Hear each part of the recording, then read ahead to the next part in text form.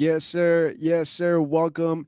And thank you, everybody, for joining us on another episode of the Kick It Podcast brought to you by the Kick It Labs. As always, live from Oceanside. My name is Victor V. I'm here joined with Louis Lope. I got Mr. Osai Lens. And of course, a very, very special guest of the podcast, founder and owner of Full Metal Burgers, Mr. Ben. Ben, thank you so much for joining us, brother. Yeah, thank you for having me again. Yeah, it's been a while, dude. I know it's been a minute. We've been busy though. But it's good to be back. Yeah, I think last time we were hanging out with, I think it was you and your pops, right up in the old studio. Yep. Great episode. If you guys haven't seen it, go and check it out. It's probably a couple of seasons old, but it's still a great episode. But yeah, dude, definitely been busy. I mean, I know Louis talks about how things are out in Full Metal Burgers right now. And first and foremost, man, before we even go, I just want to say congrats here in the air for your new location in Escondido. Yeah, I know it's been doing a great. I mean, again, Louis mentions it a lot. So, man, hats off to you guys. Yeah, the Purgatory Lounge. We're out there with Black Plague. It's 239 East Valley Parkway out in Escondido, open 7 days a week. So just get that out of the way real quick. There you go. Shameless plug. That's right. Has the transition been? Man, that's a tough question. It's it's a huge learning curve because it's going from setting everything up every day to having everything in our own space. Right. And then now we're starting to be able to expand our menu and do all the house sauces, and really execute the vision that I've had for it from the beginning. Right. But it's kind of surreal doing all that. And it's like the dog chasing the car, like you catch it and then you're like, oh, okay, well, what am I doing now? Right. Yeah, you go for the bigger car. Well, and I mean that's it. So we're there's a lot of things always in the works, always irons in the fire, but not getting ahead of ourselves, but starting to look towards third locations already and see if that's something that we can possibly make happen. It'd be a big leap, and we need something to kind of fall in our lap, just like this place did. But shooting big. Hey, that's a good goal right there. Going for another location. Hey. Yep. That's the way to do it, man. That's the way to do it. Do you have any cities in mind at the time? I mean, really, everything is open. Okay. So it's just kind of look everywhere and just be ready to move if something good comes along. But again, not trying to get ahead of ourselves. Like Purgatory Lounge has only been open since September.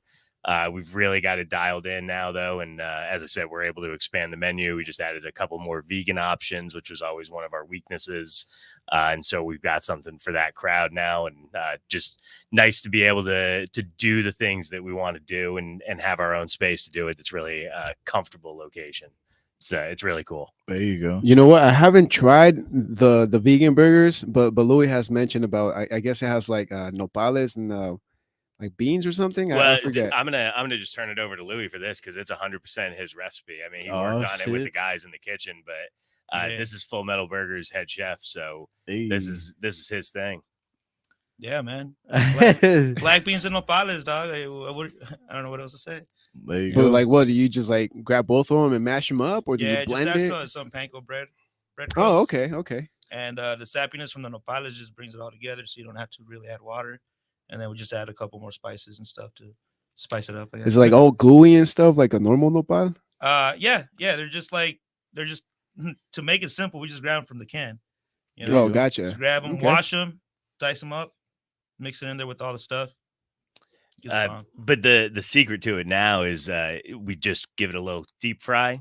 And then get it up on the bun, and that was bringing it to a whole nother level versus trying to cook it on the flat top. Yeah, it's definitely gives it like a different texture. It gets a nice crunch on the grill, but it doesn't get as crunchy as it does when you deep fry it.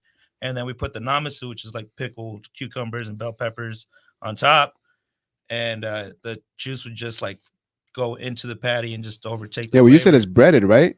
No, but it has breadcrumbs, but you mix Oh, together. okay, gotcha. It's like the binding agent to hold Mhm. everything all together is All the right. breadcrumbs. Yep. Yeah, I mean, it makes more sense to deep fry it for sure. Yeah.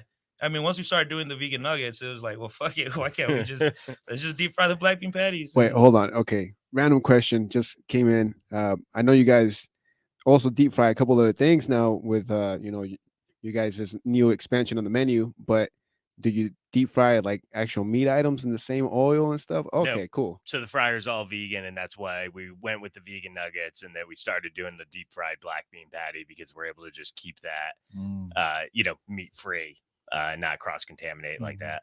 Okay, cool. Yeah, because I know some people are like very particular about that, like not cross contaminating certain areas of the workstation. You know how people can Well, be. and Yeah. even with that, I wanted to do honey with the nuggets. Just it was like a childhood thing of nuggets and a little side of honey dipping sauce is just so tasty. But the guys pointed out honey's not considered vegan. So Oh, doing shit. vegan nuggets and then doing honey doesn't really make sense. So Louis had to whip up an agave mustard. And we're calling that bear sauce. That's I don't right. even have a really great reason for that. it just makes sense. It's like an inside joke. There's this guy that I was having a conversation with. His name is Bear, and he's got the big nostalgia thing with the honey, and made me remember that was a thing from my childhood also. So it's like, dude, if I do this, I'm going to name it Bear Sauce. That's right. Hmm. Man, well, shout out to Bear, man. Shout out. Hey, What's but, up, Barry? but now you got me curious about like honey not being vegan though. It's because it comes from bees and it's an animal byproduct. It doesn't matter that it's just something that bees produce naturally and you're not harming anything. It's still not considered vegan. I mean, would you consider a bee an animal? I thought it was an insect. Insect is. I mean, I mean, people kill flies. And not vegans apparently. Yeah. I mean, I hope not. I Are don't you know. vegans out there killing flies? What about crickets? I mean, people eat crickets. I mean, Those wouldn't be vegan. I guess you bring up a good point. Like, are you allowed to get an exterminator at your house for ants and pests and everything if you're vegan? Or do you just have to- Yeah. See, Oh, shit. we're not gonna go down that rabbit hole. No, It we are sounds going already- down that rabbit hole, dog. All right. yeah, if your house gets infested with insects and animals, like you can't kick them out Is because that it would just nature? it would just defeat the purpose of you being vegan because that's where the animals need to live. Damn. Mind blown, dude. Yeah. Well, I'd never thought about it that way. Yeah. But now you got me going. never spent so much time thinking about insects or animals like that, but that's what's up. I don't know. It's a gray area. Is it an animal? Is it an insect? Nowadays you can't even tell. Men are women, women are men nowadays. So we'll just leave it at that, ladies and gentlemen. We got Ben here. We're super excited. Bro, it's been a long road, and we could see that you have so much more to do, and we're behind you, brother, for sure. You guys We're here for always- the support.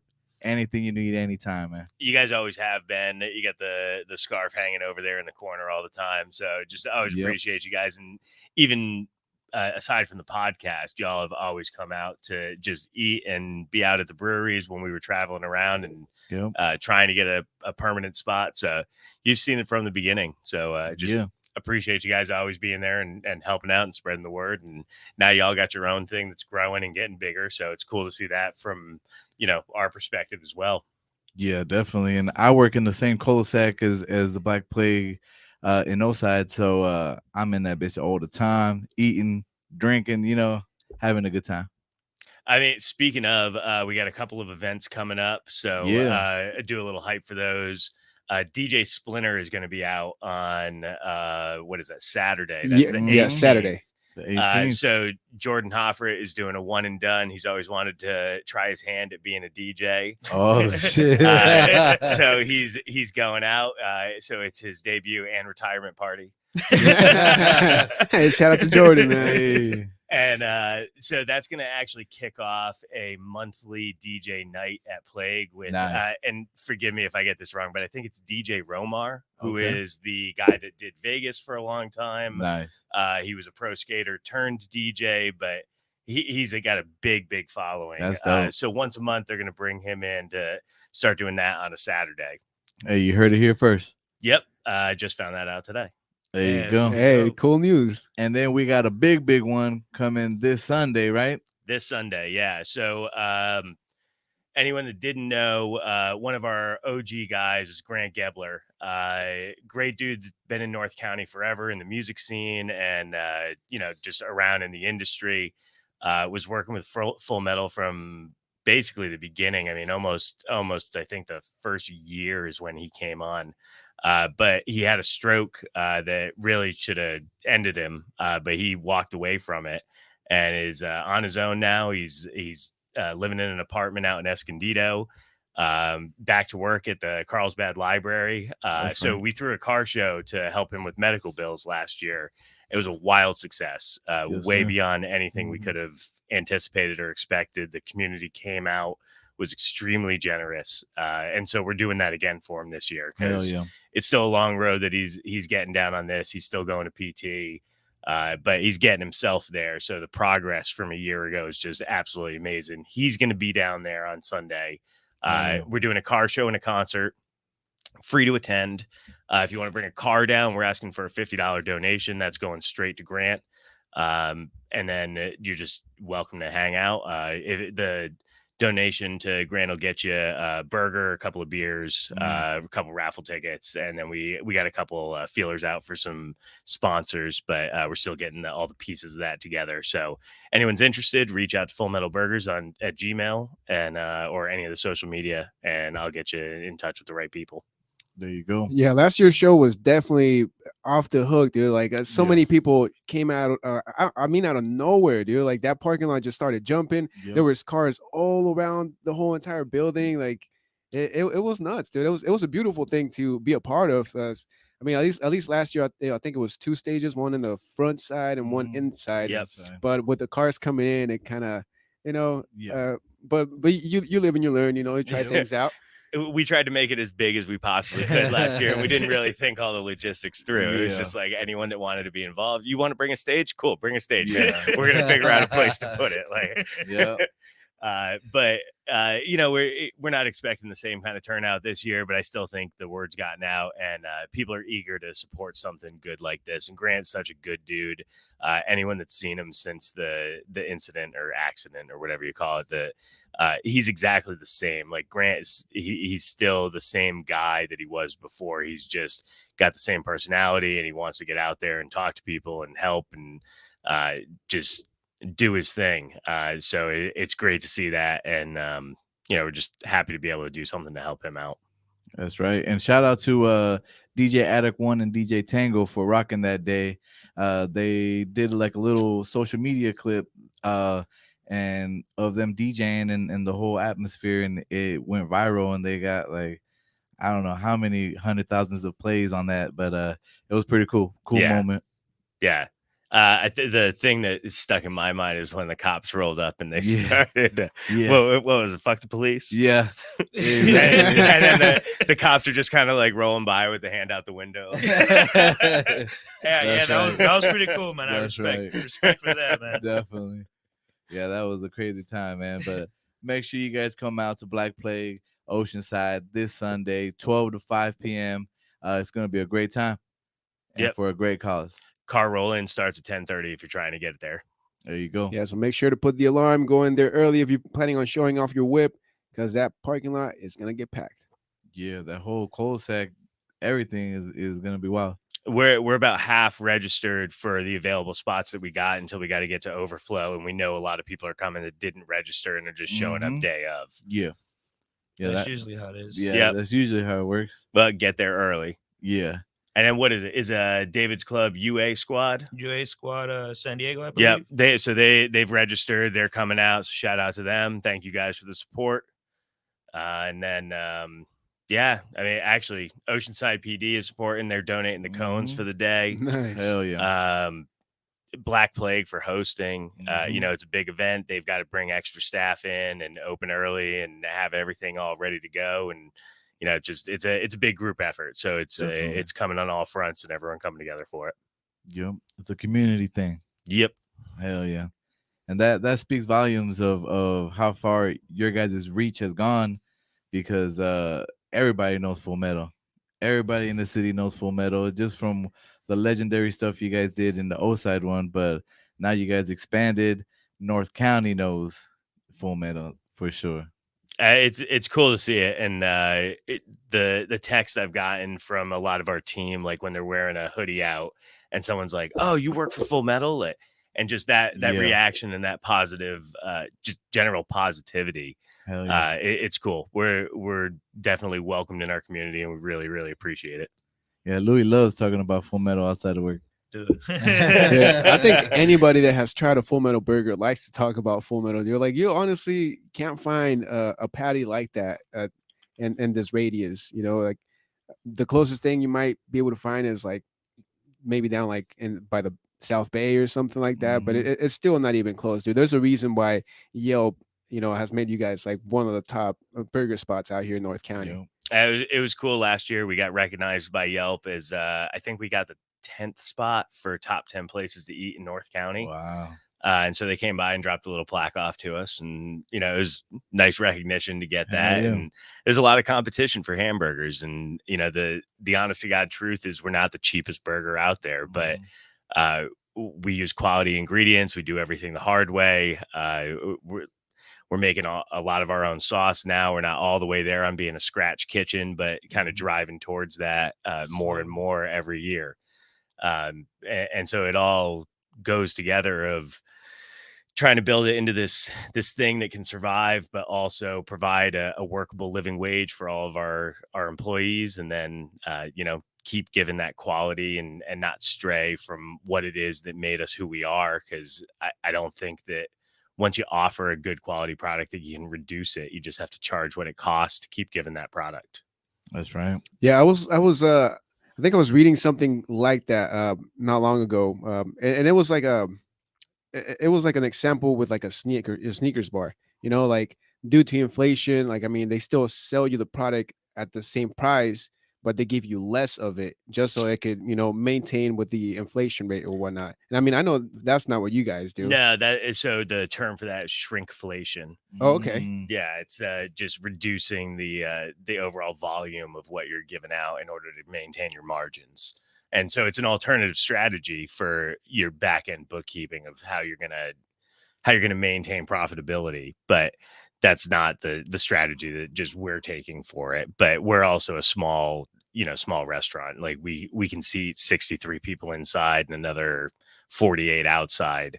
And then over at Oceanside, it's 140 if it's packed plus whatever we can fit outside. But even that is nothing compared to a lot of these places that have these crazy overheads of just what their rent and utility bills are. And that's really the thing that's killing us right now is our gas bill when we opened in Escondido and for the first 3 months was about $300.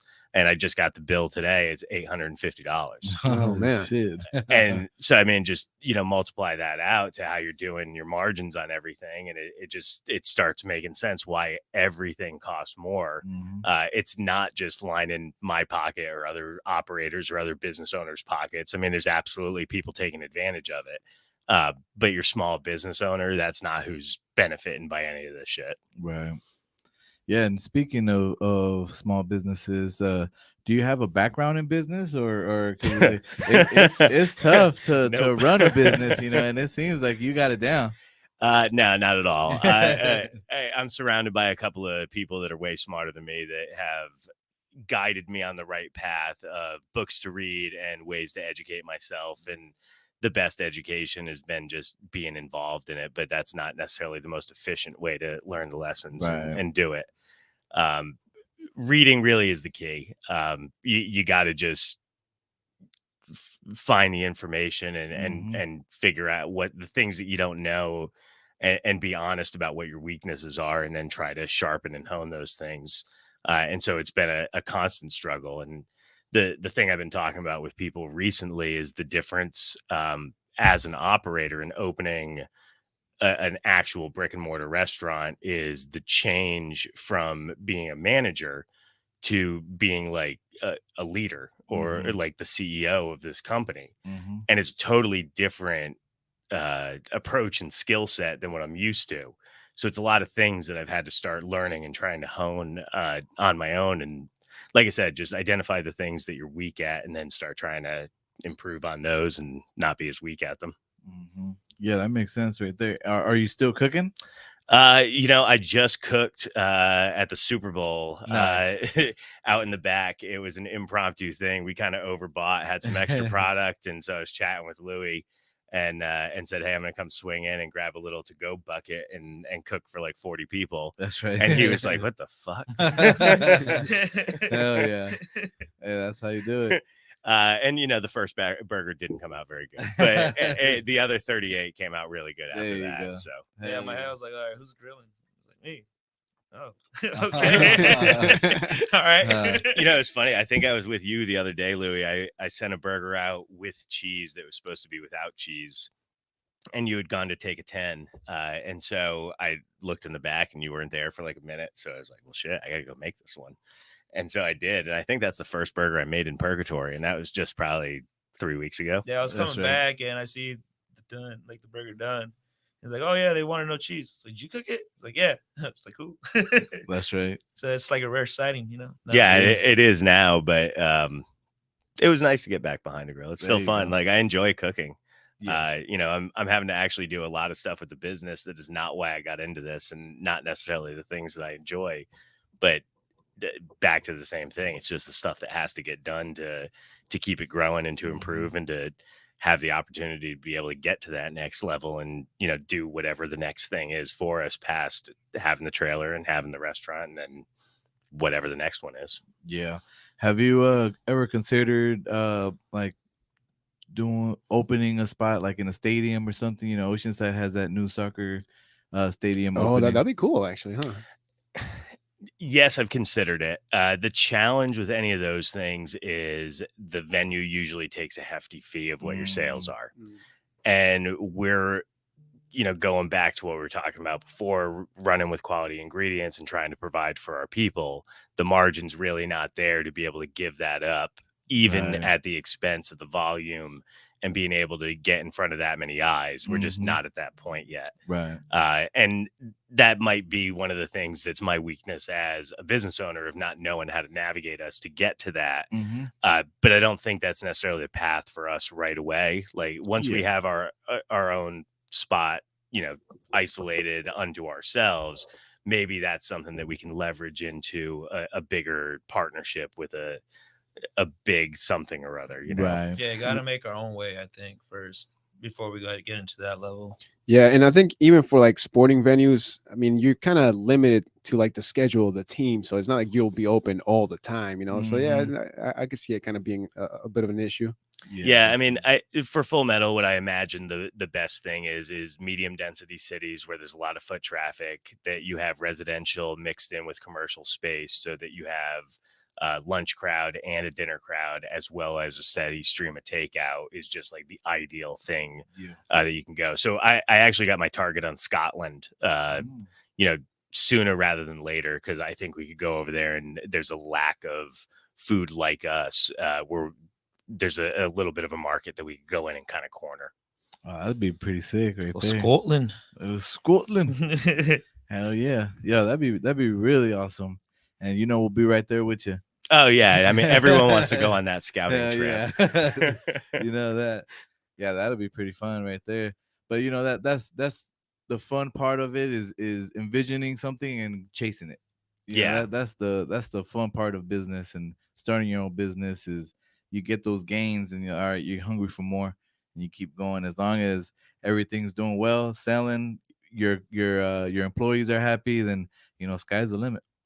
Yeah, pretty much. I keep a someday maybe list, and I've been super fortunate to scratch things off of that or move them onto my to-do list, because now it's something that's within reach. So yeah, I think constantly shifting those goalposts for yourself is another important thing of, you're gonna tackle some of these things, but you can't get complacent because the situation changes. It's a constantly evolving thing. We saw that with COVID. We're seeing it with the way the economy is evolving right now, and a downturn of spending power and people being able to go out, and just the general desire to go out, it seems to be going down. So Mhm. it's figuring out ways to get people in and get excited and do new things. And so we're having to just innovate already, and it's not even that far into it. Yeah. Like when I saw you guys had, what was it? Not WrestleMania, but it was The Royal Royal Rumble. Rumble. Yeah. That was pretty cool. I'm like, if I would have been available, I'd be like, hell yeah, I'm gonna go get some food, watch this shit instead Well, of watching it in like a dark room. I got good news for you. I can also announce we're going to be doing WrestleMania on April Hey. 1st and April 2nd. So 5 p.m. both days. It's Saturday and Sunday. Wow. There you go. WrestleMania is like a weekend thing now. Yeah, it's Yeah. a 2-day thing now. Yeah. I thought it was what? So this year it's in Hollywood. It's up Oh, at that shit. new stadium. Damn. They were supposed to do it the year of COVID, but it got canceled, and so now they rescheduled it for this time coming around. But tickets, I think, started at like $1,600. Those So- are- Yeah. I'm not gonna pay $1,600 just so that somebody could fake punch somebody. You know, like, Yeah, so- I'm all right. So for free, you can come to Purgatory Lounge and watch it on TV. There you Hey. go. There you go, right there. Have a couple brews and some burgers. Yep. And just watch out for the flying chair. Yeah. Yeah, we were fortunate. No one got hit with chairs on Royal Rumble There Day. you But go. it was a good turnout. We had a good crowd. There's really nobody else showing wrestling in North County or Yeah. even in San Diego. Like my wife and I are huge wrestling fans, and so that was the reason why Royal Rumble was on, because I wanted to watch it. So- Yeah. Yeah, but I think you're right. Like, I don't think I see it at any bar. Like, Mm-mm. nobody Nope. shows wrestling. Wrestling is pretty entertaining. I mean, It's a yeah, sport. It It's might be a little sport, fake, man. but it's still athleticism. You know, people are out there like getting physical and shit. it really comes down to storytelling too. Yeah. And they're telling a story in the ring. Like they're workers and they're working with each other to tell those highs and lows of the Mhm. energy. And the David and Goliath stories and the guy coming back, the underdog, or just even a squash match. There's a lot to it past the big beefy guy bouncing off the ropes or jumping out of the ring. When wrestling is good, it's the best that there is out there. Yeah, definitely. Like, I equate it to like imagine like a male soap opera, a soap opera for guys. true. Instead of romance, you're getting dudes beating each other up. Yeah. And those hot chicks every now and then, they do like the Ooh. championship, women Yeah. championship matches and stuff. Yeah, that's kind of get down. The women's division is no joke now. Yeah. They have a whole women's rumble. The women have main evented WrestleMania. It's not like it was back in the 90s and the just for, early like, looks. 2000s for Yeah. show. The division's real, and they're bringing it just the same as the dudes are. Oh, Yeah. that's super sick. Yeah, and like I kind of stopped watching wrestling for a little bit, but since working with these guys, they put like the recap YouTube videos of it, and man, I was super impressed. It got me back in. I'm all in again, man. I'm all in. Are you watching all the bloodline Dude, stuff? and whatever they're fucking putting Dude, on, shit is it's so like dope. it's a night. It's a every time we have a show, we stay Monday late nights. and do everything, and it's we're in here late nights working and watching. It's pretty dope. That's pretty much what we do. Once we're done, like finishing all the editing and stuff, we're like, all right, man, now let's smoke some bowls and watch Raw. Yeah, Bloodline. That's The Rock's cousin, right? The guy that's like current champion right now. Yeah, it's all the Rock's like extended family. I don't know what the exact connection is, but the Usos and Roman and the other guy that they brought in. Yeah. I haven't been watching that closely. I don't know his name, but Mhm. they're all related or cousins or something. Yeah, I Yeah. think even The Rock's daughter like started wrestling or something. Yeah, right? yeah, she was around. Is that Naya? No, that's one of their other cousins. Oh yeah, But The Rock's daughter just started wrestling in in WWE, but like in a different brand. There's a SmackDown, Raw, and then there's NXT now. Oh, okay. So she's under like the beginning level. Pretty much. Oh, okay. Yep. Gotcha. Yeah. Yeah, because back in my day, like I was a SmackDown fan. Like I never was able to get Yeah. Raw. Because I didn't have cable like that. Yeah, same here. But SmackDown was like on my TV 13 or something at the Yep. time, or maybe the Yep. CW. I don't really We had remember. channels 1 through 25. Yeah, Well, exactly. 23 actually, 24 being a little blurry. Yeah, and then the Weather Channel and Yeah. whatnot. But yeah, no, I also dig wrestling. Dude, I haven't followed it as much as Louis anymore, but I mean, I get stoked when I see like the throwback clips of like Chris Benoit, Eddie Mhm. Guerrero, or Chris Van Dam. Like it. I don't know. It's just fun. Well, and that's it. Like the Attitude Era was wrestling at its best, and there's been a couple of peaks since then. But like when we were, well, I guess I'm a little bit older than you guys, so that was like right when I was in high school was the Attitude Era. It was just huge. Stone Cold and The Rock, Mankind. What was it? 1998, The Undertaker threw Mankind through the cell. Ooh, classic. That was Yeah. classic. So I was a freshman in high school when that happened. So like the time for me was those formative years, and I've always dipped my toe back into it. We traveled to New Orleans to go to WrestleMania 34. Wow. Sweet. And my wife wanted to go, and so that was just a big trip that we made happen. And dude, it was so cool. Like actually one of the most awesome moments that I've ever witnessed in person is 98,000 people inside the Superdome. Damn. Everybody was convinced going into the day that Roman Reigns was winning the belt and taking it off Brock Lesnar, and Lesnar was going back to MMA, like going to have a UFC fight. So Brock comes out and just destroys Roman Reigns. Everybody in the building got exactly what they wanted, but they were pissed off at it. Yeah. And they didn't know why, because no one really likes Brock Lesnar. Like everyone's cool with him, and like he's a destroyer. But as far as storytelling goes, like there's not a lot that you can do with him.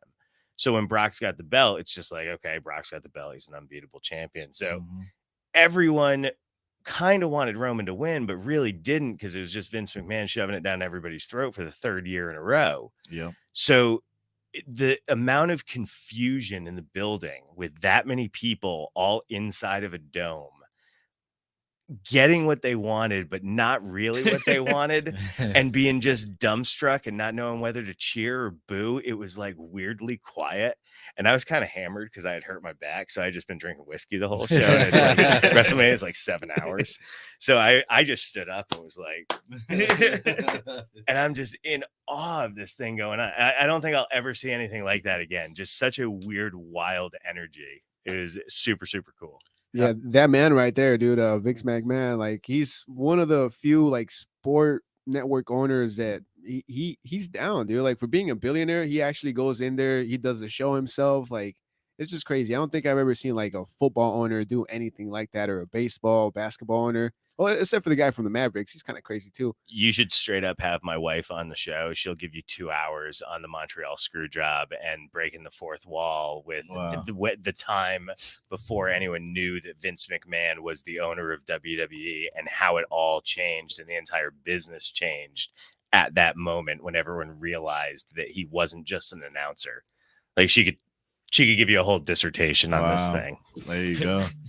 Yeah, that shit is crazy. I imagine that WrestleMania was a lot cheaper than it is now. Yeah, I mean that was down in New Orleans, and a little bit. It was still one day. I don't know when exactly they switched it to being 2 days. I think maybe during COVID. It might be recent. Yeah, the last 2 or 3 years, but it might have been the last one that was just one day. So I would highly recommend, if you ever get the chance to go to WrestleMania, to do it. Like the city was super cool. Every bar that you went to was packed with sports fans. There's a bunch of people dressed up and like carting championship belts around on their shoulder and whatnot. And like everyone's in a good mood. Everyone's all into the same stuff. It was like, you remember when Pokemon Go just first came out? I remember that. And like everybody that was like walking around looking at their phone, you were like, yo, you playing Pokemon Go? Yeah. It's kind of like that feeling of just everyone's on the same page. It's all good energy. And so it was a lot of fun. It was a great trip. And then New Orleans is fantastic, right? I mean, yeah, one of my favorite cities, but trouble. Yeah. You got a lot of trouble out there. A lot of fun though. A lot of fun. But I think that'd be something super dope to get you, would be like a Full Metal Championship belt. Hey, when you step in the building, you just fucking walking with the belt. We have talked about that before, though. It has popped up sick. every now and then. That would be sick. I mean, I think if we were going to do something like that, it'd be like, employee of the quarter or something. Oh, like I was that. gonna say like you maybe get doing like some type of burger challenge, and whoever could actually finish the challenge, maybe hook them up with a picture holding the belt. Oh, that'd be cool. That'd be cool too. And then just clothesline them. Have them puke real quick. Just throw a burger on them. Damn. You have to come up with some like burger pun finisher. I got a quick question. This one's for Louis. Working at Full Metal, what's your favorite item to cook? Damn. Honestly,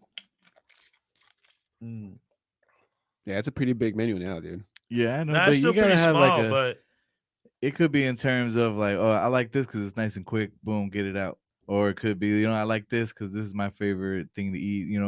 Anything, whatever you feel. damn, probably south of heaven. Okay, Just I like building that. that up is just watching all that spice just build up, dude. It's Yeah, just, it's pretty cool. that's a That legendary burger right there. Dude. It's a good layered. That's a good Yeah. layered one, and it photographs well. It looks good. That's one of the things you drop off to people, and like they go, "Oh damn." And for people that don't know that burger, can you let them know what's on it? there's spicy mayo, hellfire pickles, jalapenos that we pickle ourselves, the patty, or chicken, whatever you want to sub in there. Uh, spicy buffalo cheese, bacon, grilled onions, brioche. Ooh, there you go. And then it comes with that pentagram, dude. Yeah. The signature pentagram. Yep. Yep. And And you don't like pentagrams, just like this is all you gotta do, right? Imagine this is a bun, and then just do that, and now it's a star. there you go. That post was funny. How some that was. Tell us a little bit about that.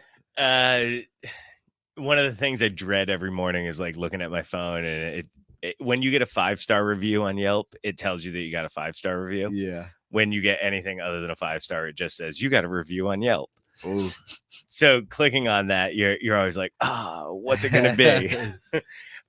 So we got a 2-star review, and this guy was saying that it wasn't a family friendly place, that he was only leaving a review to warn other people, that it was very, very dark inside, that the burgers came with a satanic star, and that like he wouldn't have brought his kids down if he had known that.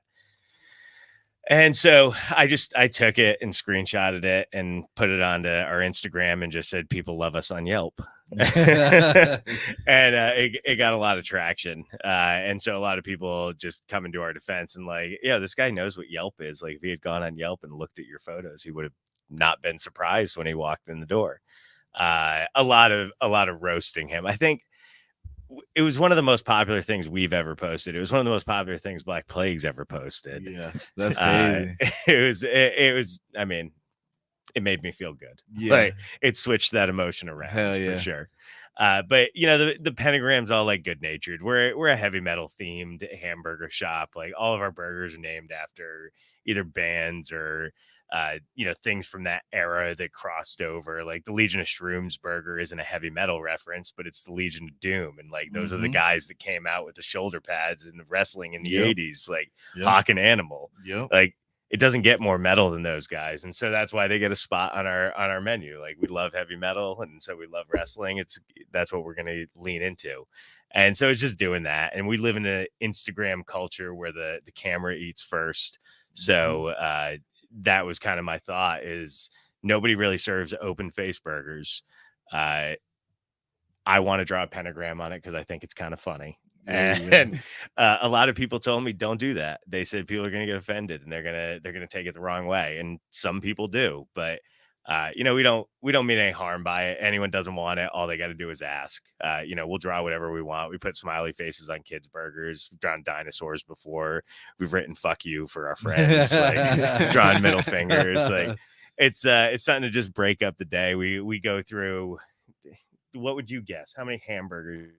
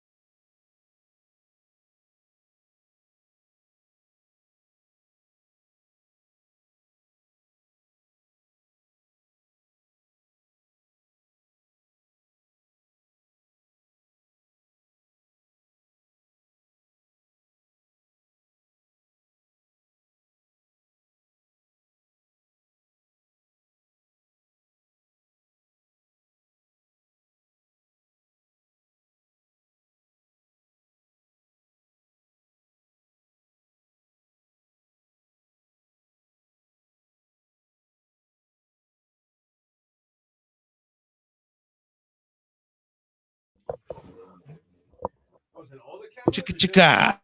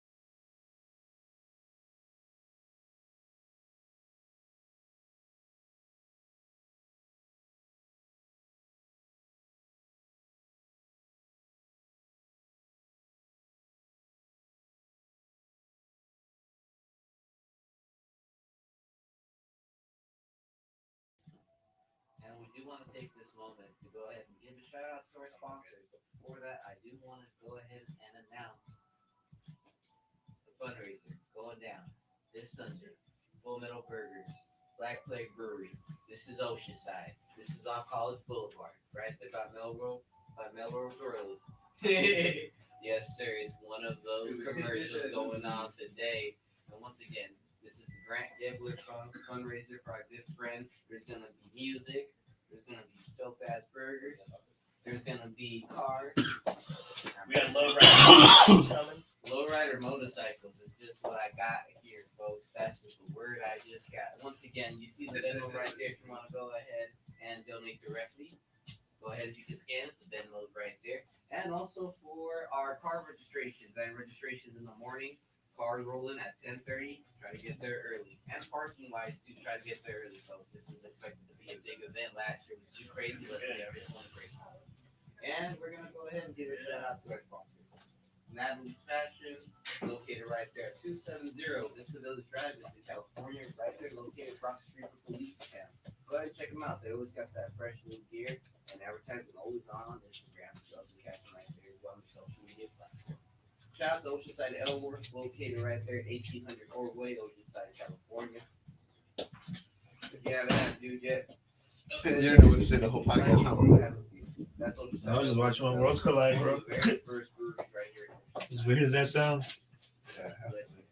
Street knowledge hydraulics. Located right there on Oceanside Boulevard. It's like I already know everything, so I don't know what to ask. You know, so I was like, all right, I'm gonna let these foods talk. Of course, we do a lot of smoking, do a lot of kicking it, so get this thing quenched. So shout out to Women Workout Wear, active wear for women on the go. Check them out.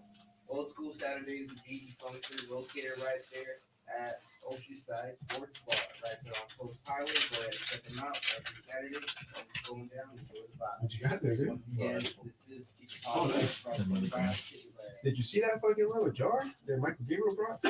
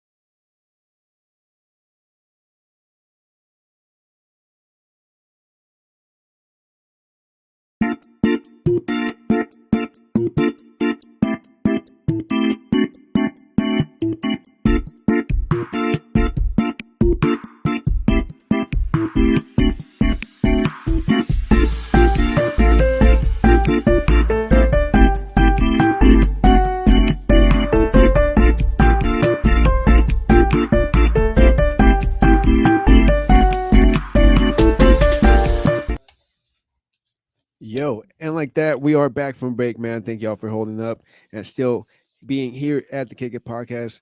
Don't forget, we're here with Ben from Full Metal Burgers, still hanging out, still chilling. And shout out to Bruce. He's the producer of the evening. He's been the one out there controlling the cameras and also making sure this audio sounds nice and crisp. Was that low key throwing shade at him for the cameras going out before the break? Oh no, not even. I kind of forgot about that. Actually.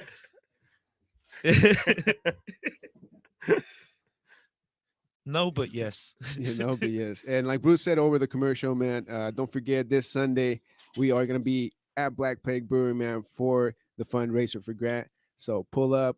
If you guys got a whip, make sure to get there early because it's gonna get jumping. It's gonna get super full in that parking lot. So make sure to grab your $50, or if you just want to donate them directly through the QR that we have up here at the table. Feel free, man. I just realized too, we did a horrible oversight and we didn't shout out the bands that are playing. Oh, let's get that in right now. So Clay Colton Trio is going to be opening things up. We've got Dev Love playing in between sets. Mickey Arnett is going to be holding down the middle, and then Ocean's Pearl Jam tribute band will be closing out the night. Damn. Ooh. Yo, you got me at Dev Love right there. He is super talented, super talented. Shout out to him. Yeah, and they're all donating their time, basically giving away their Sunday where they could be booking gigs. So, we really appreciate them coming out and doing that so that we got some entertainment for everybody and we don't have to spend any extra budget on that, and we can just give everything right on to Grant. There you go. Yeah, and that stage inside of the Black Plague Brewing is pretty cool, dude. So I could only imagine all that talent, just how packed it's gonna be, just to be able to see everybody out there doing their thing, jamming out. Yeah, it's been a long time since I've seen Mickey play, so I'm stoked for that. And then Clay Colton always puts on a great show, and he's part of the Oceans band, so I got no doubt that they're gonna just crush it as well. That's right. Yo, what's your favorite beer at Black Plague? I mean, that's a rotating thing. My favorite overall is Bring Out Your Dead. And so I'm waiting for that to come back around. I hear they may be reworking the recipe on it a little bit, but they kind of keep all that as close to the chest as they can. Yeah. And I just pry out information here and there. There you go. The one that they got on draft right now that I like is that collaboration with Fall. Devil's in the Details. That's right. I haven't tried. No, I have, dude. I actually took a little 4-pack last time, and damn, it's hella delicious beer. But even just Fall themselves, like they have a couple of good beers that I like as well. And so for that line in particular, the way that it works with beer, for the breweries in San Diego County, you're only allowed to sell what you brew at your facility.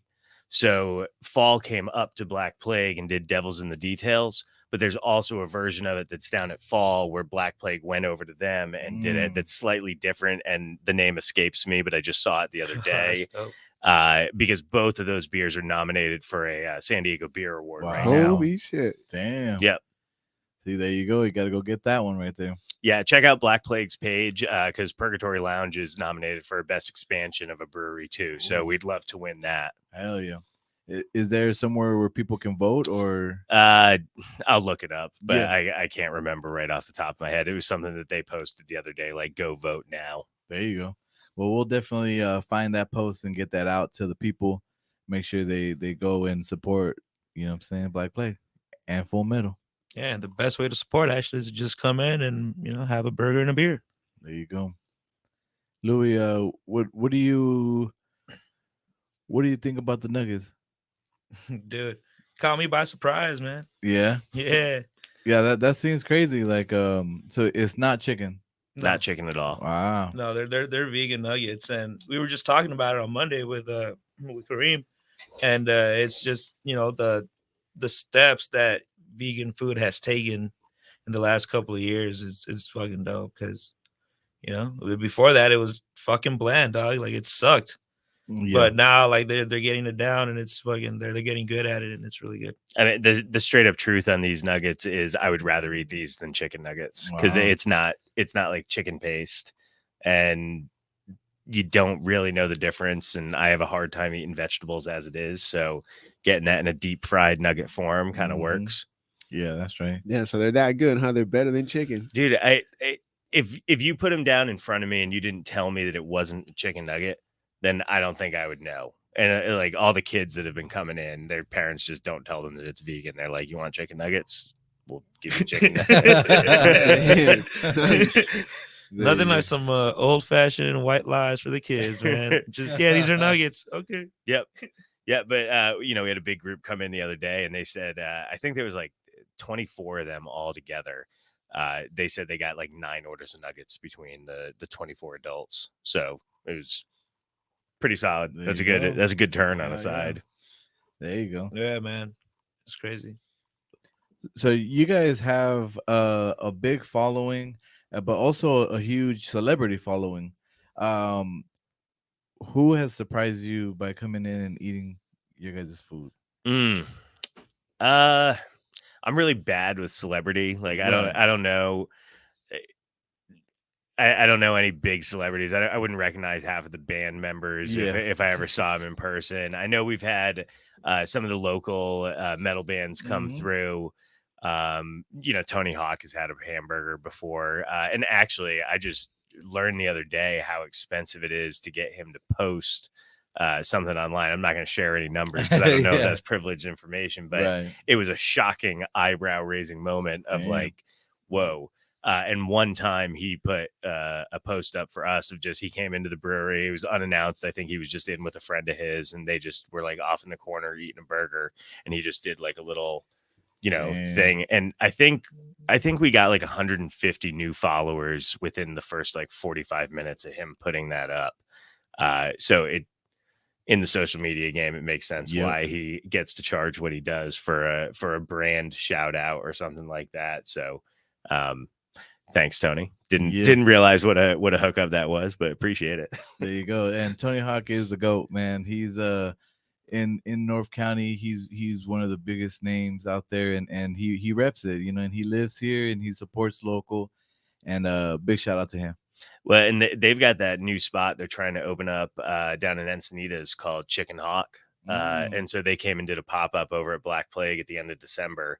And he packed the house with people coming through, and from what I heard, the chicken's really good, and the two chefs that they got definitely have their pedigree. Like they're both big names from San Diego, but again, I'm bad with names and celebrity, and so I can't actually give them a proper shout out for it. Right, for sure.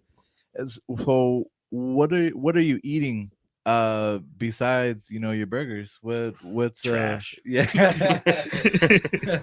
Microwave burritos and chicken nuggets at home. There you go. Nah, Real chicken. It's one of those things. It's like I'm around the food all the time. I love our food. I definitely eat a hamburger a week. Usually for lunch at like 4:00 when I haven't eaten anything all day, and I'm like, all right, I'll eat another hamburger. But where am I going to? It's a good question. I got a list of places I want to get to, but right. Don't we all? Yeah, Nayagi over here in Oceanside is at the top of my list for getting over and trying their katsu chicken sandwich. Yeah. They just opened a spot up over there on the Coast Highway. There's this other spot I just saw for cocktails, Culto, like 742 or something.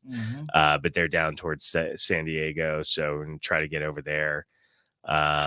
Chico is on my list for I think they're down in Encinitas as well, for some Asian fusion food. So trying to get over to check that out. But it's cool, man. There wasn't a lot of good food up in North County for a while. Like you had to travel and go to San Diego, and it feels like coming out of the pandemic, we're seeing a little bit of a shift, and people are able to get a foothold and execute their visions a little bit better. And a lot of new places opening up that are doing interesting things. Yeah, that's been something that surprised me, is that so many small businesses, so many food places are just popping up everywhere. And I mean, I love food, so I'm all about it. I'm all about it. But that, I guess that's a good thing, right?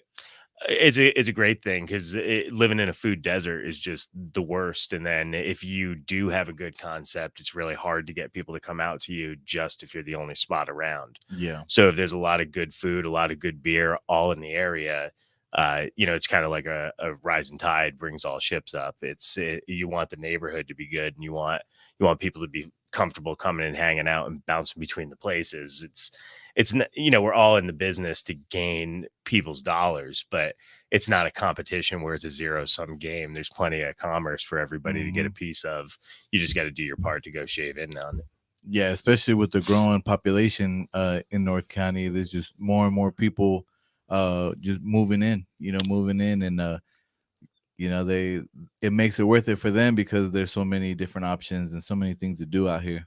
Well, price of gas, time to travel, it's just a value on everything right now. Everyone's getting crunched and feeling it. So you gotta make it worthwhile for people to come out and want to be at your spot. Yeah, because there's a lot of was it low rent or you could buy houses for cheap, like in the middle of fucking nowhere. Well, like the interest rates and stuff. Yeah, like you can get land or whatever, but there's nothing there. Oh there's yeah, nothing to there do. ain't shit to do, bro. That's why it's so cheap. I Yeah. mean, that's why you move out here, and yeah, it kind of sucks, but like you gotta like Ben said, you gotta make sure that you enjoy your moments and the places that you go, because everything is basically kind of like a commitment from ground up. But I think your point with like all these new restaurants, bro, because for a long time, yeah, I haven't seen shit in North County. Then all of a sudden, things popping up out of nowhere. They're hidden spots too, dude. Mhm. It's not like it's gonna be a fucking restaurant every corner. Sometimes it's just off of the fucking street market, street vendors. Like everybody has a new vision on food, and it's kind of cool to witness, it, especially with Full Metal Burgers, dude. Yeah, exactly. How you doing, Louis?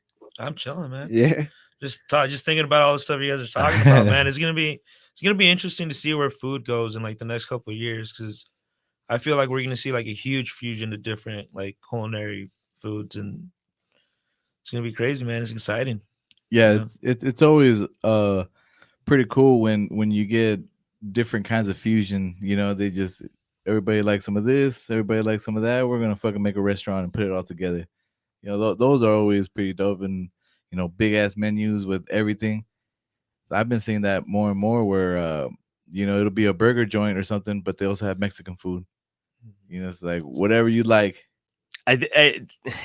That's an ongoing conversation and battle that I always enjoy having. But Louis can tell you, when Laura and I were lucky enough to be able to get away and go off to Europe for a delayed honeymoon, a trip with a couple of our friends.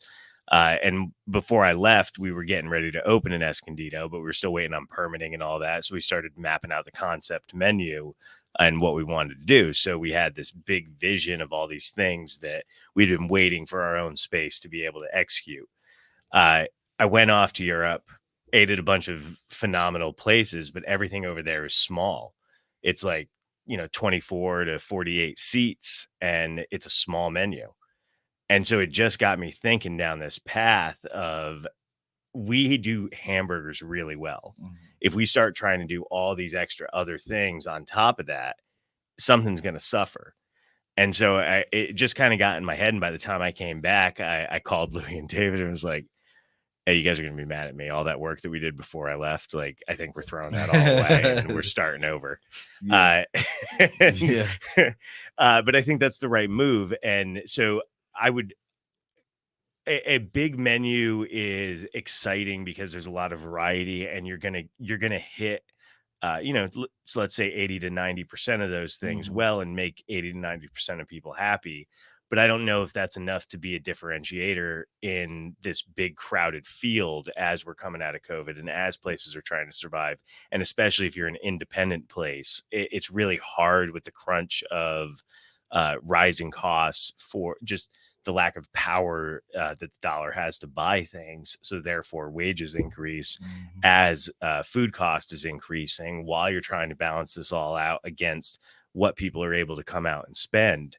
It's a really challenging time.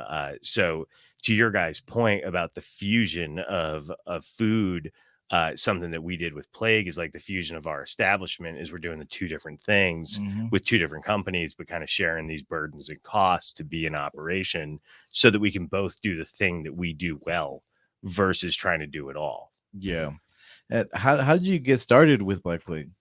Uh, I was super interested in what they had going before they even had the tap room open because I just saw Black Plague and thought that was insanity to try to do food service with plague in the name.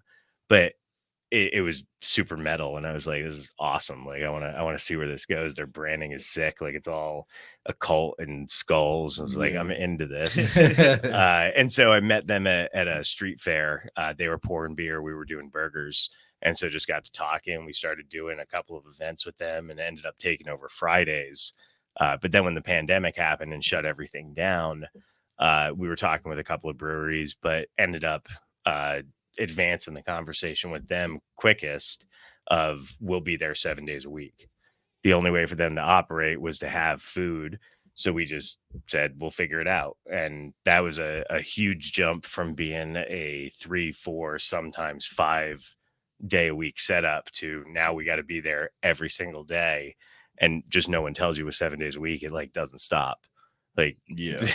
Sunday Yeah. turns into Monday and you're just going again. Like it's now we were operating 2 spots 7 days a week. And so it's even crazier, but I that bet. seems easier than the first one. But that's just how it came about. It was really what would you say?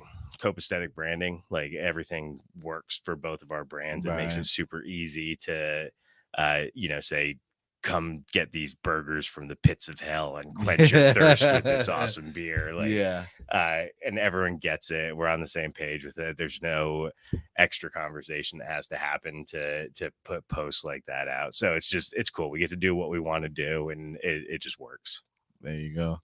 Yeah, and that's speaking of like fusion and stuff, you also fuse the days of the week together too. You just don't know when it's Sunday, Monday, it's all fused Yeah, together. 365, dude. Yeah. It just doesn't stop. Yeah, 366 on lip year. Yeah, huh? Yeah. On leap year, huh? Do you guys take any holidays off at all? Yeah, we do. You try to be open as much as you can, but there's just some days that it's not worth being open. Mhm. Christmas, New Year's, and I try to be cognizant of everybody has families and lives, and it's not just go to work and make sure that we're open to have food. It's important to have that work-life balance. So I try to figure out where those days are that we can shut down and not be open and give everybody that time off. But it's definitely a hit any day that you're not closed when you're paying rent and paying bills. It's a negative day. So you just got to figure out how you can navigate that and do it. That's right. That's right. Yo, Bruce, how you doing back there? I don't think his microphone's on, dude. His Is your ain't mic on, bro? I don't even know if he has a mic, actually. He does. Well, he's having a little All right, technical hit. difficulties back there. Hey, let us know if the cameras are good, dude, please. Hey, we have Astra 760 saying top 3 burgers, or asking top 3 burgers. That are around, You just said top 3 burgers. like our top 3 burgers, or Take it how you other- want. it's how about our top 3 burgers? I mean, I got one place I'll shout out that I got no problem with. Mishmash down in San Diego. They're in Barrio Logan. Doug and Melaine do great food all around. They didn't want to be known for burgers, but that's what they were doing as pop-ups. And so they got their own spot. He does a phenomenal Cubano. And really just everything Doug has ever made is just delicious. But the thing that he blew me away with, I don't care for mushrooms. I just don't like them. Like the flavor's fine, but it's the sponginess and the texture. It just drives me crazy, and I can't deal with it. So this was as I was getting Full Metal started. Doug's trying to show me a couple things. Was super kind, invited us down to his kitchen to like show us the inner workings of how he does stuff and just make a couple of things and show us his process and all that. And he just made this mushroom burger and served it. And it is like cut in half. I got a plate. He's like, so I just have to go. top 3 hamburger I've ever eaten, Wow. and it didn't have a lick of meat in it. Damn. Phenomenal, just so good all around. I would highly recommend that. So top 3, Doug down at Mishmash, just crushing it with his, I want to say it's a Parmesan mushroom burger. It's not Damn. vegan, but it's vegetarian. Damn. That sounds bomb. There you go. Yeah, really good. Wow. Yeah, that's pretty dope how another business kind of not took you under the wing, but kind of opened the hood a little bit and kind of showed you guys, hey, this is what to expect. This is what we got, and have a great time. There you go. Straight up, when I went down to talk to Doug, the second time I went to talk to him was when he made the burgers. The first time I went to talk to him, it was late at night after they were closing down. He had had a couple of beers already. He just looks me dead in the eye and goes, "Don't." Like, don't do it. Just don't do it. He's just like, Yeah. don't open a Yeah. restaurant. Don't just. He was so burnt out and just done and tired. He had just gotten that place open. He was just, 2 beers in, super Yeah. honest, and he was like, just don't do it, man. Just don't. Yeah, it's not easy, man. Because you could see like new restaurants pop up all the time, and they go away just as fast. Yep. You see it all the time, especially like in South O, or places where you think like there's a lot of traffic, there's a lot of people should be doing okay, but restaurant business is not a joke. No, it's hard. It's hard. It's tight margins, and you never know what you're going to get every day. So it's really hard to plan and to forecast out ahead. And COVID has really thrown monkey wrenches into anything that we thought we had dialed in for what those trends were, because everything is new now. And it's just a totally shifting landscape. The economy has changed from where we were at going into COVID, where we were at all the way through COVID. And now we're in this whole downtrend uncertainty thing. So it's difficult to navigate in a lot of ways. Oh, hell yeah. Then I'm just waiting for the aliens to actually start pulling up, dude. Dude, you see this Project Bluebeam? It's in effect. Oh, they're talking about shooting all these balloons down and everything. Yeah. It's like 4 of them already, right? Yeah, it was like one in Alaska, Canada, and then that Chinese balloon and shit. Like, Yep. I don't know, man. It's getting weird. And China's saying that we got balloons over there. Right, Stuff now yes. too. Damn. Yeah, that's crazy. It's like that Spider-Man meme where they're all pointing at each other. It's like they all think it's each other, but it's really fucking aliens, Aliens just make it destroy each other, so it just makes it easier for them. Just come in, just shoot us off. Take it over. It's crazy. I go on rabbit holes sometime and just I'm either listening to a podcast about weird shit or looking stuff up on YouTube. I don't know, man. Like we're living in a different time. It seems to transition or shift, every few decades or something. We live in a different time, and it's just crazy. And the way things are going now, a lot of distractions, a lot of news that is kind of coming out on the low. If you missed it, you missed it, and you hear from it later on. You're like, is that real? I don't know. Nobody knows what's really going on now. Well, yeah, I mean that all got fucked up because when they started doing like 24-hour news stuff, I think, because now they just have a need to be posting a bunch of stuff and just information overload. Yeah. And it's, just easy to forget things. I mean, look how quick you just watch a video, 30 seconds, you're like, all right, I'm done, or next. Yeah, my attention span is not the best. Yeah. I'm sorry, what'd you say? My attention span. Oh, motherfucker. I see what you did there. There you go.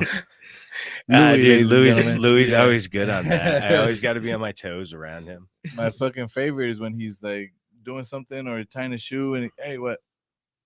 Yeah, be under the table and just fucking. I did not start this game. You tried to get me the other day at the register, and I just had to stare you straight in the eyes for like 30 seconds. Yeah, at that point I was just like, all right, I'm gonna look at this. There you go. Didn't work. So besides the restaurant, besides wrestling, what else do you like to do with your free time? If you have any free time, but when you do. I got a dog and a wife, and so we trying to live a bit of a normal life and just low key. I like to go and drink beers more than I probably should, and so spend enough time being a cozy barfly with some other industry people that can commiserate with what it all holds. lately I've been playing the Marvel Midnight Sun strategy game. Fire Axis put that out, so it's like XCOM but with Marvel superheroes. Damn. So damn. yeah, Yeah, so that it's sounds badass. yeah, no, it's pretty cool. So just normal stuff, man. Try to separate out, but you just can't really turn it off with the business too. Yeah. It's like it's a hard thing to disconnect from it. So it's training with that too. But these guys really have allowed me to have to learn how to do that because they've got it. They don't need me there all the time. Like, we have such a great team and people that care about what we're doing, care about the quality of food, the way that they're interacting with customers, that people are coming in, everything that we've been talking about, like choosing to come and spend their time and their money with us. And it's more than just trying to make that exchange and get the money in the register. It's like we have a community that we've built up that we're very fortunate to be a welcome part of, that we want to contribute to. So it's just trying to be thankful for that stuff and drive that forward, and then grow it from the truck to the trailer to the first restaurant to whatever else we can do past that. Right. Yeah, I still remember your guys' I think it was like a canopy, the one that like got taken away by the wind and it got Several. broken down. Several. Wow. Yeah, you, I've you had lost several canopies. Because dude, of the wind? I've bought at least 8 of those things. And just they they've served good lives. Like, they've done us well, but they're outside. We treat them rough and we work it hard. Like, and the stuff is not made for the beating that we put down on it. And then we get Santa Ana winds coming through, and so that's the cost of, do we want to set up and break down every day, or do we want to try to secure all this stuff and get away with it? And sometimes you just don't get away with it. Right. Yeah, Mother Nature is a motherfucker. I have flashbacks to that video. Yeah, the security video of it just whipping around and then flying up over the other. Then nobody shot it down though, right? Well, we actually got robbed over the holidays. Oh shit. Yeah, I never posted it on social media because I didn't want like a sob story thing, Right. and we didn't need people to like donate to. The community wants to come out and support when something like that happens. But a couple of guys took a angle grinder and hit our box and stole the cash drawer. So we've changed our security with our cash and all that stuff to make it safe. So. If those guys are out there listening, thanks for the lesson learned. But it's I would like to think that they were really in need, and just they didn't trash all of our stuff. They didn't take the iPad. They just grabbed the cash and bailed. So it just is what it is. It's unfortunate that that's the way it goes, and people take something that's not theirs, that they haven't worked for. But that's the world that we're in. Like, it's tough out there. Yeah, and when that happens, is there like some type of insurance that covers you guys, or that's a total loss? There is, but they only got like $1,200, so it wasn't really worth it. It wasn't worth, because then you're going to take a hit on your insurance. Your insurance goes up when you do a claim. You're not allowed to. Well, it's not that you're not allowed to, but no other insurance will cover you for basically 3 years after you've done a claim. This is when I first came out to California. I was living over in Carlsbad, in the Village, and had made friends with a guy below me that was living with his dad that had just gotten out of jail. Like, I was just new to California, so we'd see each other in the parking lot, like smoking cigarettes. And so chatted with him a couple of times. And I think he thought I was like selling pot or something, because this is when I was still doing foreclosures. So I had a good paying job, but I wasn't like living large or anything. But I think he just saw like a single white dude like living over in the Village and assumed that I was selling drugs. So he climbed up from his dad's porch, area below, or patio, up onto my balcony, and tried to jimmy open the slider with a screwdriver, but couldn't get the lock open. And this is like in the second floor? Yeah, so on the second shit. floor apartment. So it was a second and third floor apartment. So he got in on the second floor, but he couldn't get the lock open with the screwdriver. And this is funny to me because at the time I'm doing foreclosures, and like I I used to break into houses. So Yeah. I'm like, well, this guy sucks at this. Like, he doesn't know how to do this. So he must have just gotten frustrated and taken the screwdriver and like tried to smash the glass, and he punched right through it and just sliced his whole arm up because there was splatter inside on the cabinets, and then just like puddles of blood going through the white tiled kitchen, all on the floor, the carpet, like up on the wall. He went into the bathroom, and you can tell because there's just blood all over, to get some toilet paper and like tried to wrap it up. He found my bong because there was a bloody fingerprint on it. He took my laundry quarters. He got a broken PlayStation 3. Like, it didn't work. It was just in a box because I was about to move. And then a computer that had a remote locking feature. So I just bricked it as soon as I saw that it was gone. But turns out he had... So he... I don't know. He wasn't in good shape. There was a lot of blood all over the place. So the cops came, and like the DNA tech came, and they did the whole thing and the swab. But then, you know, I was moving out, so I just let the landlords know, like, I literally had boxes. I was there to pick up the last of my stuff. Like, I was about to be out of this place. Probably the best time to like for real. Like, Dude, this guy was bleeding all over the place while he was committing the robbery. This is insane. So a couple weeks, you know, the detective calls. They're like, "Do you want to prosecute?" I was like, "Yeah, of course." Like, you don't get to rob people. Like, yeah, I'll go testify everything that I saw. And so they called me a couple weeks later, and they're like, "Yeah, by the time we got the DNA back, he was already in jail for robbing a computer store." And because the amount that he was robbing from the computer store, and it's a commercial versus a residential, it's a higher charge. Yeah. And that was his third strike. They were like, Damn. "We don't need you. You know, you know, we already got this guy." So for insurance, actually, though, on that, this is how I found out that you can't get insured for 3 years afterwards. This is a full-on documented robbery. Guy's in jail, goes away. They've got all this proof and documentation. I was calling to shop around for different renters insurance, and every place was like, "No, we won't take you." I'm like, because the guy broke into my place and I used my renter's insurance. Dang. And they said, "Yep." So Wow. it's a racket. Insurance is a fucking racket. Well, yeah. That's crazy. Yeah. Insurance sucks. Yeah. I will give them credit. They bought me a new PlayStation and a new computer, Oh yeah. and just told me to go pick it up at Best Buy. Like, same models, everything. And even though that stuff was broken, it was just, that was the policy. So they were like, so I will give them credit for that. But then I couldn't There get you a go. new insurance for 3 years. This guy came in trying to take some stuff, and he left some blood, man.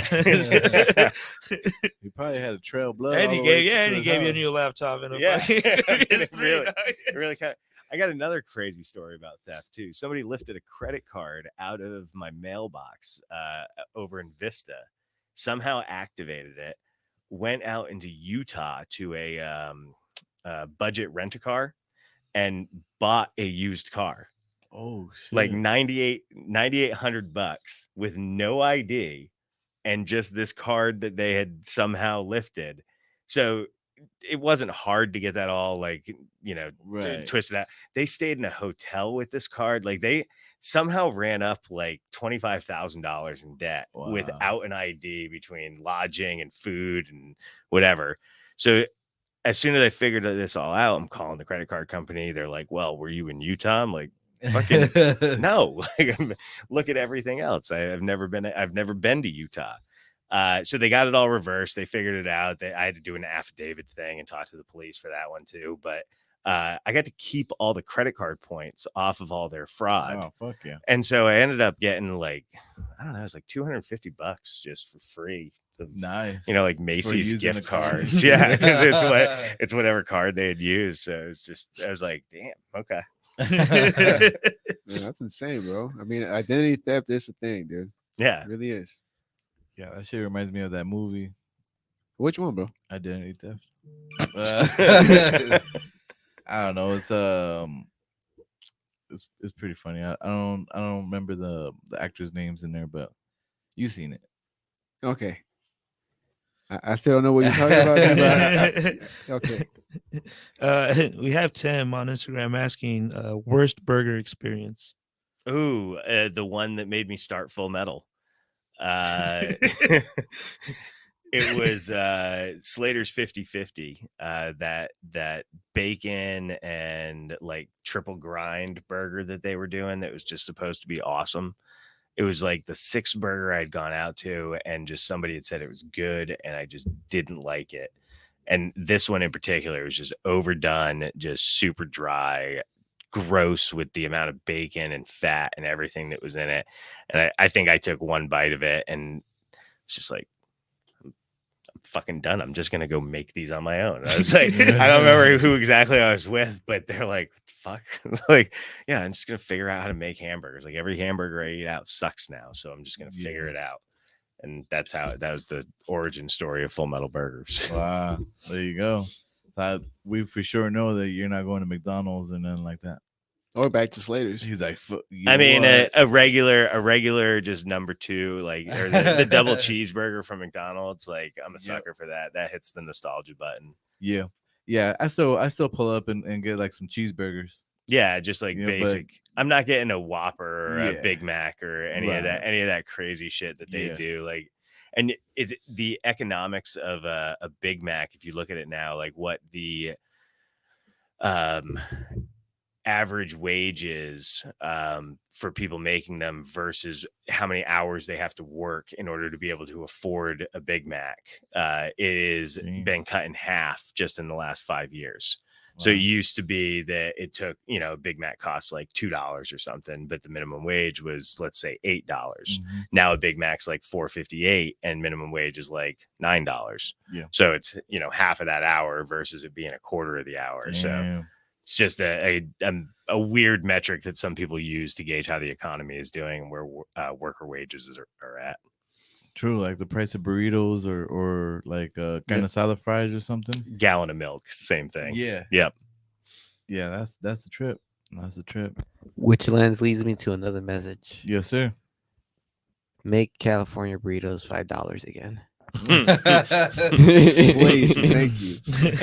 Please and thank you. I mean, we can make you a $5 California burrito, but it's just going to be like like we were talking about earlier, right? The shrinkflation. Yeah. That's right.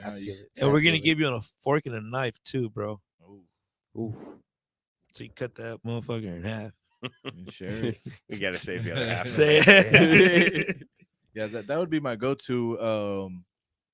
Like for me and my lady, we'll get like some kind of salad fries, and then we'll get extra tortilla or a couple tortillas, and then you just fucking make burritos out of that. Yep. That shit goes a little farther. But yeah. Hey, fast food hacks. Yeah, exactly. I do eat a lot of fast food though. I'm about to like step away from all of that shit though. Soda, fucking just gonna be drinking urban water and trying to stay away from fast food. And just cutting soda out. It's all the sugar. Yeah. It'd be huge. Yeah. So I'm ready for that. I already cut out alcohol. Ah, dude. See, that's harder than soda. You can do it, bro. But like I was thinking, like, damn, while I was eating some fast food, I think it was Chick-fil-A, but I was just thinking about it, like, man, stopping drinking was fucking easy for me. It wasn't that hard, and I drink a lot. But I was like, fuck, can I give up all this fucking deliciousness that's not good for me? I don't know. That's gonna be harder for me. It's tough, man. Dude, that's gonna be a journey, but I'm excited for it. What would be something that you give up, like something that you can do without, but you fucking love it? Oh, I mean, alcohol would be it. Yeah. It's I enjoy sitting around and chatting with people and having beers, but they go down so easy when you're out having a good time. And as soon as you have that third one and you're like, well, am I on to 4? That's a hard line, and the rest of your day depends on the answer to that. Yeah, none. And it was really easy to just get free beers and everything every time we go out. It's like, hey, Lance, here's beers on the house. I'm like, fuck yeah. But then like now that I'm not drinking, those beers still come, and I'm like, Here you go, guys. Here you go, guys. Fuck you. Spread the wealth, part of the Yeah. community. Yeah, for real. But shout out to everybody out there supporting. And you don't have to drink to have a great time. Most definitely. Yes, sir. But if you do, that's cool too. Yeah, and if you do, that's cool too. That's for sure. Well, Bruce, you got anything to say before we close this out? Well, I do want to give another shout out to the sponsors. Once Hey. again, this is brought to you by Natalie's Fashion, 270 Vista Village Drive, Vista, California, located right there across the street from Caliche Town. We also have Oceanside L Works, located right there at 1800 Ordway, Oceanside, California. Right there down the street off of College, right there going around Melrose. If you're in North County, you already know this. Street Knowledge Hydraulics on the corner of Oceanside Boulevard and Cross Street, on the side of the 8th, the AM/PM right there. And also where you can find the dopest whips right there in front too. Hell yeah. And shout out to Urban Water for keeping us quenched on this one. Dog. Yo, dude. I don't know. What's going on? Ladies and gentlemen, that's our producer Bruce for the night. Hell yeah. Women workout wear, shout outs. And Old School Saturdays with GD Funkster and Kid Riz, located right there at Oceanside Sports Bar on Coast Highway. There you go. Hey, and before we head out, we do have a couple more comments. We have Nellie's Fashion saying, "Yeah, that's what happened to me," referring to when she got broken into. Oh yeah. Yeah, that was crazy too. Somebody just fucking broke their big old glass, This is crazy. Yeah, man. But so is It's all just over tough. North County. Yeah, it's tough being an independent business sometimes, dude, especially when you have to go through situations like that. Yeah. Yep, and then your premiums go up, and you're not getting reimbursed for the full value of your time and effort and all the rest of that stuff. So it's tough. Yeah. Yeah, man. It is. We have Art Boy 1904 saying, "What's cracking? Hey, What up, man? bro? Michael Gabriel, what up, man? Estra 760 saying, going to be flying to California in April. Definitely going to Full Metal Burgers. Ooh. Yeah, Ooh, check it out. you might get to meet the folks too, because they're going to be back in April. Oh, there you go. Hey, hell yeah. Hell yeah. And speaking about Michael Gabriel, tune in tomorrow for the Michael Gabriel Show. We have another episode coming up. New episodes, this new series, so check it out. Same time, just on Thursdays. Pimp Play SC saying what up, and that's all we got. That's all the comments. So Right just on. the events coming up: DJ Splinter, the debut and retirement party on Saturday, and then following that up with we're doing noon on Sunday, the Grant Gepler fundraiser with the car show and concert benefit. There you go. Yeah, sure. So pull up Sunday to Black Plague Brewing, man, right here, Oceanside Boulevard. And then one more time, where can everybody follow you?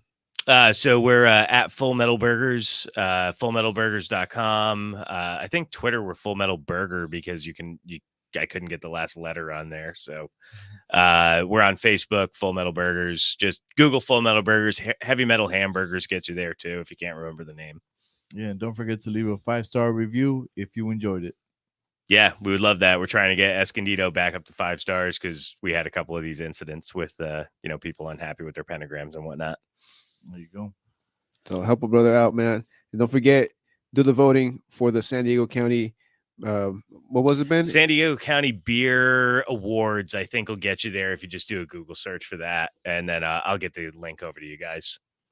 Oh, yeah. Thank you, bro. And thanks, Ben, once again for stopping by, dude. Hey, It was great chatting with you Yeah, guys. Thank you for definitely having great me time. in. There you go. Bruce, you want to lead us out? Hell yeah. And then once again, you can catch us around on Monday. And also you can catch us this Sunday at Dude, what's going on back there? Is it the Once again, I won't aliens? drag this on. We left y'all that Monday. we left that Sipping up joint with us. over They were there. talking up with us. They were kicking it. He said, "Don't drag this on." Oh man.